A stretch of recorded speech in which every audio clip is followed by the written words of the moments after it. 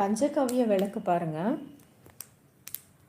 அப்படியே சேர்ந்து எரிஞ்சிட்டு அது அப்படியே அந்த விளக்கு ஷேப்லேயும் அந்த சாம்பல் அப்படியே இருக்கும்.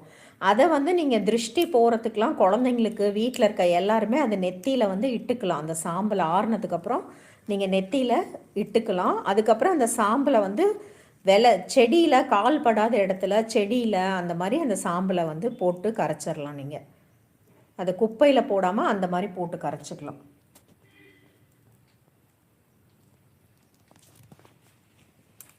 இந்த தசாங்கம் பாருங்கள், இது பற்றி முடிஞ்சு அப்படியே ஸ்லோவாக எரிய ஆரம்பிக்கும். நல்லா 1/2 மணி நேரம் நின்று எரியும். இந்த கோன் தசாங்கமும் அப்படி தான்.